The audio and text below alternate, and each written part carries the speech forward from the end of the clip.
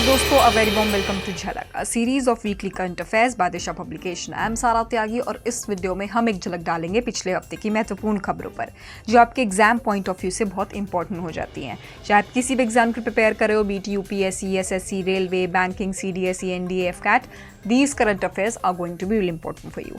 और अगर आपको इनका एक collaborated form चाहिए, then you can go and check out our quarterly compilation magazine.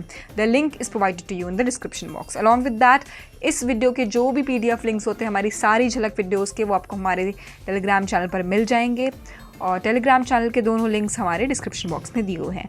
Telegram channel पर हम रेगुलरली अपडेट करते हैं about our latest launched books, about all the examination related queries. You can post it there. Apart from it हमारे जो भी discounts चलते रहते हैं किताबों पर, और भी यूट्यूब चैनल हैं हमारे, उन पे जो भी डिस्काउंट्स बेसिकली जो वीडियोस आ रही हैं वो सभी आपको हमारे यूट्यूब चैनल पर मिल जाएगा और टेलीग्राम चैनल पर मिल जाएगा। ठीक है, चलिए शुरुआत करते हैं हमारे फर्स्ट सेगमेंट से of the week, which is people in news. The first person who is in news is Sujay Lal Thaosen. So Sujay Lal Thausen has been appointed as the new Director General of Central Reserve Police Force (CRPF) के Director General बन चुके हैं। ये IPS हैं, senior IPS officers हैं और 30th नवंबर से ये अपना टेन्योर इनका 30th नवंबर 2023 तक है। ठीक है, और सिंस मैंने ये न्यूज़ कवर की है, इट इज़ बिकॉज जो आपके CAPF जैसे एग्ज़ाम्स हैं या आपके SSC के जो एग्ज़ाम्स हैं वहाँ पे काफ़ी पूछा गया है क्वेश्चन काफ़ी बार कि करंट डायरेक्टर जनरल कौन है, चाहे वो CRPF के, CISF के, SSB के पूछ लिए जाते हैं वहाँ पे, इसलिए मैंने कवर किया है। सो CRPF के करंट डायरेक्टर जनरल है सुजय लाल थाउसेन। ठीक है, बढ़ते हैं अगले पर्सन की तरफ, अनीश दयाल। अब ये भी रिसेंटली एक ITBP के डायरेक्टर जनरल अपॉइंट हुए हैं, इसलिए मैंने इनको कवर किया है। अनीश दयाल सिंह अपॉइंट हुए हैं 1988 बैच के, मणिपुर काडर के ये इंटेलिजेंस ऑफिसर रहे हैं। और मैं आपको बता दूं कि ITBP फाउंड हुई थी 24 अक्टूबर 1962 में। ठीक है, सो ये दो इंसान आपको याद रखने हैं, इन दोनों अपॉइंटमेंट्स को, बिकॉज अपॉइंटमेंट्स बहुत पूछी जाती हैं एग्जाम में। बढ़ते हैं हमारे अगले पर्सन की तरफ, whose Ajay Bhadu. Ajay Bhadu is a senior bureaucrat and he has been appointed as the Deputy Election Commissioner. आप मुझे करंट इलेक्शन कमिश्नर का नाम बताएंगे कमेंट सेक्शन में। That is the homework for the day, for the week. In fact एक ही homework देते हैं हम आपको वीक में, सो प्लीज़ डू कमेंट। ठीक है, ये IAS ऑफिसर हैं 1999 बैच गुजरात काडर के, और इनकी जो पोस्ट है वो 2024 जुलाई तक बेसिकली वैलिड है। ओके, इनका नाम याद रखना है, अजय भादु, डेप्यूटी इलेक्शन कमिश्नर है। बढ़ते हमारे अगले पर्सन की तरफ, his name is Svante Paabo. He has been appointed as the Nobel prize in medicine. ठीक है, मेडिसिन और फिजियोलॉजी जिसे बोला जाता है उस फील्ड में इन्हें प्राइज़ मिला है, नोबेल प्राइज़ मिला है, और ये एक स्वीडिश जेनेसिस्ट हैं स्वांते पाबो। ठीक है, स्वांते पाबो को इनकी डिस्कवरीज है for his discoveries of the genomes of extinct hominins and human evolution, इसके लिए प्राइज़ मिला है। ठीक है, मेडिसिन या फिजियोलॉजी में ये बात कर सकते हैं हम। और इसके बारे में अगर हम और बात करें तो इन्होंने काफ़ी फिनोमिनल और सेंसेशनल डिस्कवरी की है होमिनिन और डेनिसोवा में की। ठीक है, ये आपको याद रखना है, जो कि प्रीवियसली अननोन थी। He has also found that gene transfer had occurred from these now extinct hominins to Homo sapiens following migration out of Africa around 70,000 years ago. So काफ़ी सारी बहुत अच्छी इन्होंने डिस्कवरीज़ की हैं, काफ़ी अफेक्टिव डिस्कवरीज़ की हैं in the field of medicine, physiology, इसलिए आपको याद रखना है। अब हमारे अगले साइंटिस्ट की तरफ बढ़ते हैं जिन्हें नोबेल प्राइज़ मिला है इन फिज़िक्स। इनका नाम है Alain Aspect, John F Clauser and Anton Zeilinger. ठीक है, 3 फिजिशियंस हैं ये जिन्हें रॉयल स्वीडिश अकेडमी द्वारा नोबेल प्राइज़ दिया गया है फिज़िक्स में। 3 लोग शेयर कर रहे हैं इस प्राइज़ को for their work on quantum mechanics. ठीक है, ये हम सबको याद रखने हैं। और अब बात करते हैं केमिस्ट्री में किसको नोबेल प्राइज़ मिला है। ये भी अगेन 3 लोगों को मिला है। CM के नाम से आप भी याद रख सकते हैं इन्हें। इनका नाम है कैरोलिन बर्टोजी, मॉर्टन मेल्डर, के बैरी शार्पलेस। बेसिकली एग्ज़ाम में किस तरीके से पूछा जाता है, या तो इनकी थ्योरी पूछी जाएगी कि जैसे सपोज़ हम फिज़िक्स की बात कर रहे थे तो इनको मिला था क्वांटम मैकेनिक्स के लिए, और उसमें उनको मिला था होमिनियंस के लिए, और कैसे उन्होंने चेंजेस किए हैं होमोसेपियंस, कैसे होमिनियन एक्सटेंट हो गए थे और होमोसेपियंस में कैसे वो चेंजेस आए हैं। अब बात करें केमिस्ट्री की, तो केमिस्ट्री में 3 लोगों को प्राइज़ दिया गया है जो शेयर कर रहे हैं। इनको दिया गया है for the development of click chemistry और बायो ऑर्थोगोनल केमिस्ट्री। ठीक है, ये आपको याद रखना है, bio orthogonal chemistry and click chemistry, और इन 3 लोगों के नाम याद रखने हैं। ठीक है, these 3 have been awarded and they will be sharing the prize. ठीक है, and this application of their in click chemistry, their work has application in the field of medical science including treatment of cancer. इससे बोला जा रहा है इस click chemistry से हम कैंसर का भी ट्रीटमेंट कर सकते हैं आगे। अब हमारे अगले सेगमेंट की तरफ बढ़ते हैं, important days. The first important days, international day of older persons. ये ऑब्जर्व होता है 1 अक्टूबर को, international day for older persons across the globe. United Nation General Assembly का एम है of honouring contribution of older people around the problem and around the world and problems that they are facing. ठीक है, और इसकी जो theme थी वो थी resilience of older persons in changing world. Okay, अगला डे देख लेते हैं, international day of non violence. Observe होता है 3 अक्टूबर को, और ये हम सभी को पता है that international day of non violence जो है ये महात्मा गांधी जी की बर्थ एनिवर्सरी के रूप में हम ऑब्जर्व करते हैं। ठीक है, who is also the pioneer for philosophy and strategy of non violence. And इसकी जो थीम थी वो थी say no to violence, which is also the essence of this day. अगला डे देख लेते हैं, वर्ल्ड हैबिटेट डे 2022 ऑब्जर्व हुआ था 3 अक्टूबर को। यूनाइटेड नेशंस ने ऑब्जर्व किया था, जो अक्टूबर का फर्स्ट मंडे होता है उसको ये ऑब्जर्व होता है वर्ल्ड हैबिटेट डे, और इसकी थीम थी mind the gap, leave no one and place behind. Okay, it focuses on growing inequalities, challenges in cities and human settlement. Okay, basic right to shelter जो है उसको ये promote करता है habitat day. हमारे अगले सेगमेंट की तरफ बढ़ते हैं, which is national news. Supreme Court judgment on safe and legal abortion. Extremely important judgment by Supreme Court recently was given, which says that Supreme Court बोलता है कि women have right to safe and legal abortions up to 24 weeks of pregnancy, no matter what their marital status is. Okay, extremely important. इसमें जो bench था वो आपको याद रखना है, जस्टिस DY चंद्रचूड का बेंच था, JB पर्दीवाला और AS बोपन्ना। ये पूछा जाता है एग्जाम में काफ़ी ज़्यादा। ठीक है, और it also determines that unmarried and single women with pregnancies between 20 to 24 weeks cannot be denied access to safe and legal abortion. ठीक है, और ये किस में बात हुई है, medical termination of pregnancy act 1971 जो था उसके टाइम हमने देखा था it was illegal for unmarried women who are in their 20 to 24 years of age if they become pregnant after having consented intercourse to have a legal abortion. But now that has been removed, and now unmarried and single women, whatever their marital status is, उसको side में रखते हुए now abortion is safe and legal. Okay, अब बढ़ते हैं अगले news की तरफ। 5G service launched. 5G services जो है ऑफिशियली लॉन्च की गई थी recently prime minister Narendra Modi जो द्वारा 1 अक्टूबर को, ushering in the period of ultra high speed mobile internet। Pragati Maidan में लॉन्च हुई थी, और it invites the era of quick internet access and it has potential to alter our lives। और जो 5G नेटवर्क है it is now all set to go around in 22 cities। Chandigarh, Delhi, Gandhinagar, Gurugram, बड़ी जितनी metro cities हैं, और लखनऊ, कोलकाता, इन सभी सिटीज़ में अब 5G नेटवर्क अब आ जाएगा। ठीक है, we can use 5G technologies in the upcoming year. अगले न्यूज़ की तरफ बढ़ते हैं, National Mission for Clean Ganga. बहुत इंपॉर्टेंट मिशन है ये, and it has recently been approved. It has recently approved 14 project worth ₹1,145 crores। बहुत बड़ा प्रोजेक्ट है ये, काफ़ी टाइम चला रहा है national Mission for Clean Ganga, 8 aspects में काम करता है। सेवरेज मैनेजमेंट इन 5 main stems, Ganga basin state जो हैं 5 स्टेट्स में ये काम कर रहा है। उत्तराखंड, उत्तर प्रदेश, बिहार, झारखंड एंड वेस्ट बंगाल इस टाइम पे सेवरेज मैनेजमेंट प्रोजेक्ट्स हैं इसके जो कि अप्रूव हुए हैं। और इसमें क्या होगा, जो 80 घाट है, 80 ड्रेन है वाराणसी में, उनको कंस्ट्रक्ट किया जाएगा।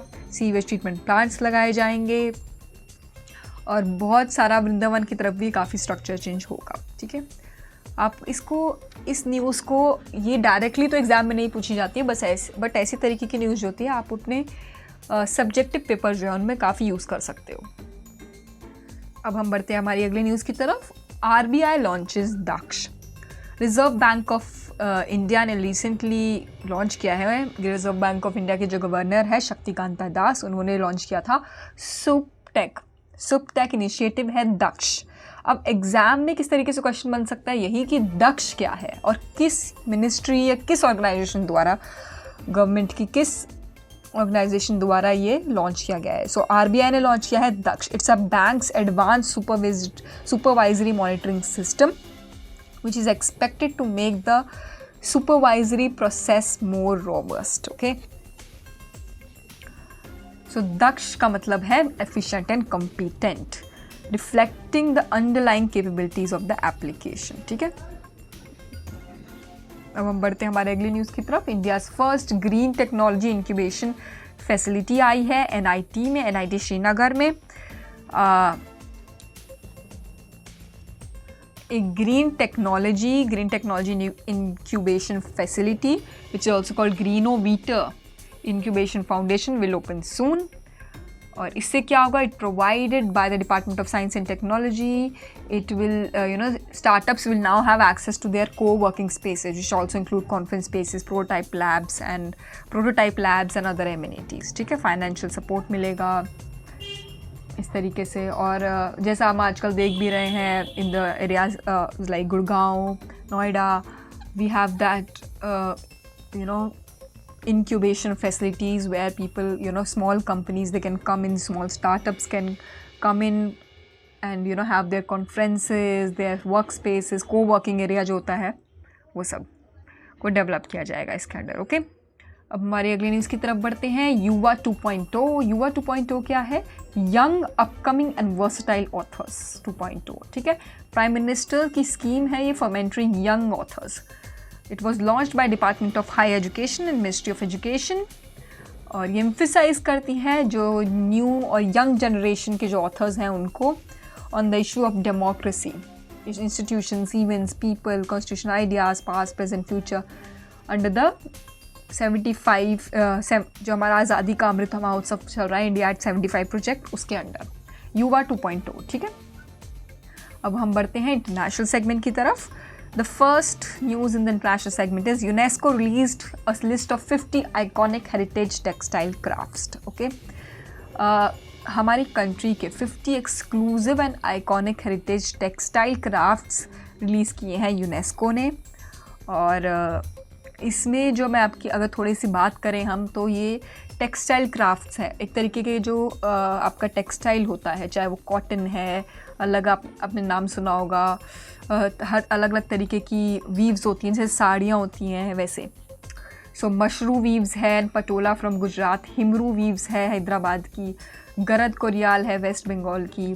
सो ये जो लिस्ट आपको सिस्टम पे दिख रही है, खेस है फ्रॉम हरियाणा, ये आपकी स्क्रीन पे जो लिस्ट आ रही है ये आपको अच्छे से पढ़ लेनी है, बिकॉज एग्ज़ाम में यहीं से क्वेश्चन बनेगा। सिलन कन्यान पीठ कलमकरी है तमिलनाडु की, थिगमा और वूल टाई और डाई फ्रॉम लद्दाख, अवध जामदानी साड़ी जो होती है वाराणसी की। सो ये तरीके के जो फैब्रिक्स है, टेक्सटाइल्स हैं, ठीक है, और जो ये वीव्स हैं, ये पूछी जा सकती है एग्ज़ाम में कहाँ से है, क्योंकि ये यूनेस्को की क्राफ्ट्स लिस्ट में आया है, टेक्सटाइल क्राफ्ट लिस्ट में। ओके, अब हम देखते हैं अगली news. World's largest wind solar power plant. ये मैं बार बार आपको इसको ब्रशअप भी करती हूँ। Adani Green Energy limited eagle ने रिसेंटली कमीशन किया है वर्ल्ड का largest wind solar power plant. 600 megawatts capacity का है, जैसलमेर राजस्थान में है ये, और अब ये बन के तैयार हो चुका है। इसकी पावर जो है वो है 2.69 kilo watts for 25 years. Basically 2.69 rupees में ये 2 रुपये 69 पैसे में पर किलो वाट्स की बिजली आप it has power to purchase it 25 years के लिए। और ये Adani Green Energy Limited is an Indian renewable energy company headquartered in Ahmedabad. आपको पता होगा अदानी जी के बारे में हमने काफ़ी बात भी की है पहले दूसरे वीडियोस में। He is one of the billionaires from India now. Adani group के क्लोगोमरेट हैं, ये कॉन्ग्लोमरेट जिन्हें बोलते हैं। अगली न्यूज़ की तरफ बढ़ते हैं। Annexation of 4 Ukrainian regions by Russia. Recently एक सेरेमनी हुई थी, क्रेमलिन साइनिंग सेरेमनी जिसे बोला गया है, काफ़ी ज़्यादा न्यूज़ में थी क्रेमलिन साइनिंग सेरेमनी, जिसमें कि व्लादिमीर पुतिन ने रीअफर्म किया था to use all possible means to safeguard the recently acquired parts of Ukraine. Russia ने 4 टेरिटरीज़ को क्लेम किया था, जिसमें कि एक तो डोनेट्स्क रीजन था, एक लुसांक रीजन था, एक खेरसन और ज़ोपोरिज़िया। अब ये 4 रीजन्स तो हैं, इनके नाम पूछे जा सकते हैं एग्जाम में, इसलिए मैंने ये कवर अप की है लिस्ट।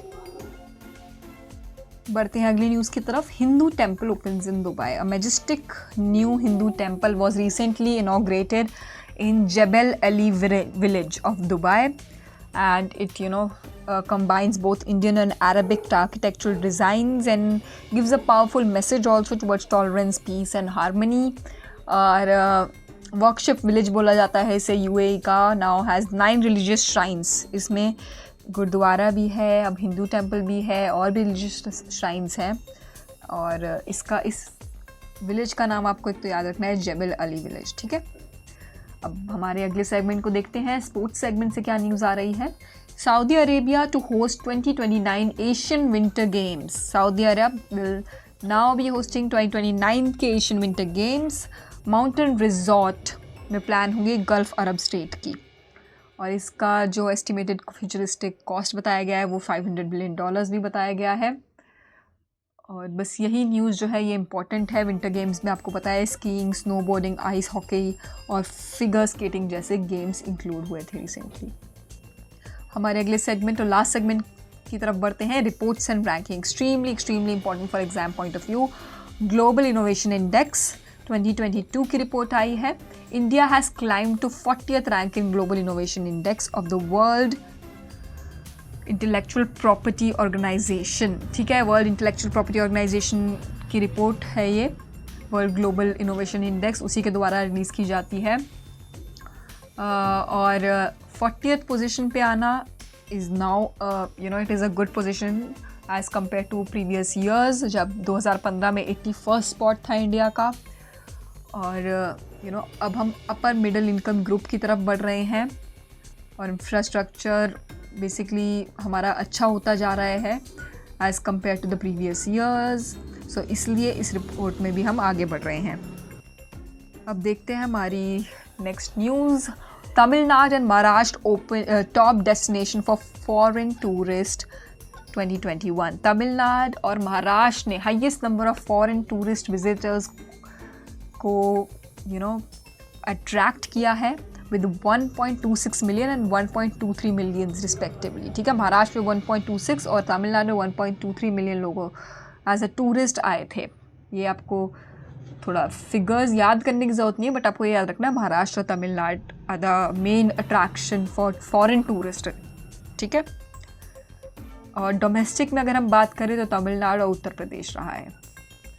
और हमारे लास्ट न्यूज़ की तरफ बढ़ते हैं। स्वच्छ सर्वेक्षण अवार्ड 2022। स्वच्छ सर्वेक्षण अवार्ड्स हर साल होते हैं, हर साल इंदौर वहाँ पे टॉप करता है इंडियाज़ क्लीनेस्ट सिटी के उसमें, और 6th time in a row Indore has again back this prize with Surat on 2nd cleanest city, and Navi Mumbai जो है वो 3rd उसमें आया है, 3rd प्लेस पे आया है। त्रिपुरा ने बैक किया है price among the states having fewer than 100 urban local bodies. In the categories of having cities having population fewer than 1 lakh, then Maharashtra की पचगानी has ranked number 1, छत्तीसगढ़ का पाटन और महाराष्ट्र का करहट। ठीक है, ये वाली डिस्ट्रिक्ट्स आई हैं इसमें। बट हमें जो याद रखना है वो तो यही है कि Indore has bagged it for 6th time in a row now, and Surat comes second and Navi Mumbai comes third. Okay, so that was it for the week. I hope you're enjoying this series, and if you are, please do like, share and subscribe our channel. Please hit the bell icon for more updates, and we'll be happy to hear from you. Please comment down if you have any other queries or you want us to make a video on particular topic. Please let us know. Have a great week. Dhanyawad. It all starts with a belief. Belief to carve out a new path to bring knowledge, to build the leaders of tomorrow. We bring the way that leads to something new, to something better than the rest, at the right moment, at the right turn, at the right page. Now unveiling the outlook that is dynamic, accessible, and progressive.